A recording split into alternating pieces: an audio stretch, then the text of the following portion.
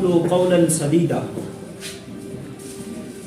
وقال في موضع آخر ألم يجدك يتيما فآوى صدق اللہ العظیم۔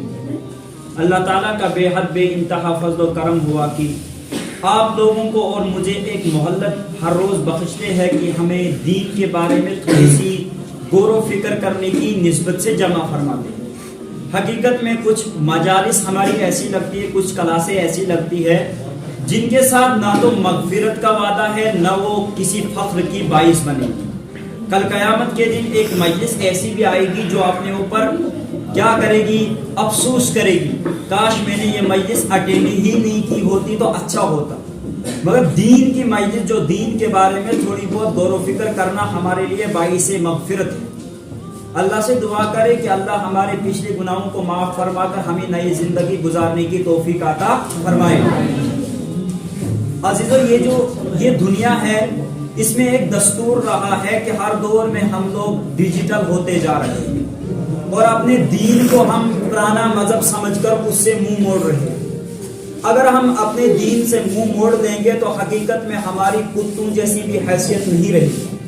اگر ہم اپنے دین پر، اپنے مشن پر ہیں تو آپ سمجھ جاؤ کہ نہ ہمیں دنیا میں کوئی قید کر سکتا ہے اور نہ ہمارے برابر کوئی ہو سکتا ہے۔ اگر دنیا میں کسی پرندے کو آپ قید دیکھ رہے ہو تو اس کے پیچھے ایک ریزن ہے، کیونکہ وہ پرندہ اپنی زبان بدل دینے والا پرندہ ہے۔ جو انسانوں کی زبان سیکھنا چاہتا ہے اور انسان اس کو سکھا دیتا ہے، یہاں تک کہ وہ اپنی زبان کو بدل لیتا ہے، پھر جا کے وہ پنجرے کے اندر قید ہوتا ہے۔ اسی طریقے سے آپ باہر دیکھ رہے ہوں گے، اللہ نے بہت ساری مخلوقوں کو پیدا کیا، ان میں سے پرندے 100 قسم کے ہیں۔ 100 قسم کے پرندے سارے قیدی نہیں ہوتے ہیں، ان میں سے 2-4 قسم کے پرندے قیدی ہوتے ہیں۔ وہ پرندے ہیں جب وہ ماں کی پیٹ سے جنم لیتے ہیں تو ان کو انسان لاتا ہے گھر میں اور ان کو اپنی بولی سکھا کر ان کی زبان کو چینج کر دیتا ہے۔ پھر جب ہم ان سے بات کرتے ہیں تو ان کو بھی سمجھ آتی ہے، وہ بھی وہاں سے باتیں کرتے ہیں۔ تو انسان کیا ہے، اس نے اپنی زبان کو کیا بدل دیا تو اللہ نے اس کو قیدی بنا دیا۔ اگر دوسرے قسم کے پرندے اپنی زبان کو بدلتے نہیں ہیں تو حقیقت میں وہ ہر ہمیشہ آزاد رہتے ہیں۔ ہماری زبان جو ہے، ہماری زبان نہ تو اردو، نہ انگریزی، نہ انگلش، نہ کچھ۔ ہماری زبان مسلمانوں کی زبان ہے عربی۔ ہمارا اللہ عربی زبان میں بات کرتا ہے، ہمارا قرآن عربی میں لکھا گیا، ہمارے محمد الرسول اللہ صلی اللہ علیہ وسلم عربی میں بولا کرتے تھے، عربی باتیں کیا کرتے۔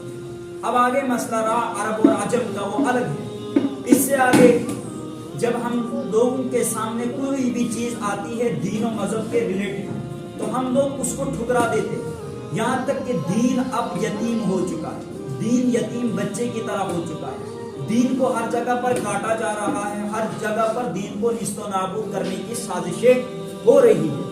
حقیقت میں اگر انسان اس دین میں آ جائے تو وہ اتنا خطرناک بن سکتا ہے جتنا خطرناک صلاح الدین ایوبی بنے تھے، اتنا خطرناک مرد مجاہد بن سکتا ہے جس طرح محمد الرسول اللہ صلی اللہ علیہ وسلم کے صحابی عمر فاروق بنے تھے۔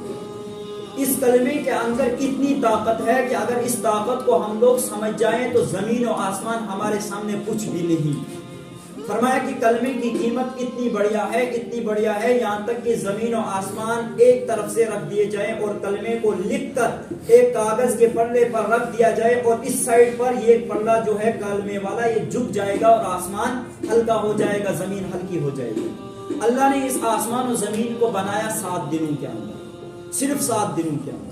اللہ نے آسمان کو کیسے ٹھکایا وہ اس کی قدرت ہے، زمین کو کس طرح اپنی جگہ پر رکھا وہ اس کی قدرت ہے، انسانوں کو کس طرح پیدا کیا وہ اس کی قدرت ہے۔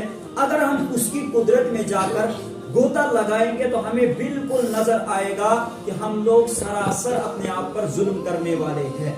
اب کیا ہے، اب ایک چرواہا ہے، چرواہا اپنی بکریاں چرا رہا ہے، گائے چرا رہا ہے، اس کو کسی مدرسے میں جا کر اللہ کی قدرت کو پہچاننے کی کوئی ضرورت نہیں، مسجد میں بھی نہیں آ رہا ہے تب بھی وہ اللہ کی قدرت کو پہچان سکتا ہے۔ اس کے پاس گائے ہے، سمپل سی مثال ہے کہ اس کے پاس گائے دودھ دیتی ہے سفید اور گھاس کھاتی ہے ہرا گھاس ہرا کھائے گی، پانی پیے گی آسمانی کلر کا، اور دودھ کیسا دے رہی ہے؟ سفید۔ اس کو چیرا جائے تو اس کے اندر سے خون نکلے گا لال، اس کے جسم کو دیکھا جائے تو کالا ہے، سرخ ہے، لال ہے، پتہ نہیں کیا کیا کلر ہے. تو اب ہم جو چرواہا ہے اس کے تین سائڈ بنائے. ایک سائڈ سے وہ گھاس کھاتی ہے، گھاس کھانے کے بعد پانی پیتی ہے. جب وہ اپنا جو گھاس اندر سے جو پورا اس کے اندر 3 حصے ہوتے، ایک حصہ جو ہمارے جسم میں قوت بخشتا ہے، یعنی اس کا خون میں ملاوٹ ہوتا ہے، خون بنتا ہے. اور دوسری چیز جس سے انسان کے اندر طاقت آتی ہے کھانے سے. تیسری چیز کہ گندا وندہ کھانا جو انسان باہر کر دیتا ہے. پھر سے اگر دیکھا جائے کہ گائے کے اندر یہ سسٹم لگانے والا کون؟ گائے نہ سفید گھاس کھا رہی ہے، نہ سفید پانی پی رہے ہیں، اس کے اندر سفید اور شفاف دودھ پیدا کرنے والا کون ہے؟ وہ ہے للہ الواحد القہار. اور جب تک نہ ہر انسان کو یہ یقین ہو جائے کہ میری نوکری سے کچھ بننے والا نہیں ہے، اور میرے دفتر سے کچھ بننے والا نہیں ہے، میرے سکول سے کچھ ہونے والا نہیں ہے، میرے پڑھنے سے کچھ ہونے والا نہیں ہے، ہر جو چیز کرنے والا ہے وہ ایک ہے، وہ ہے اللہ.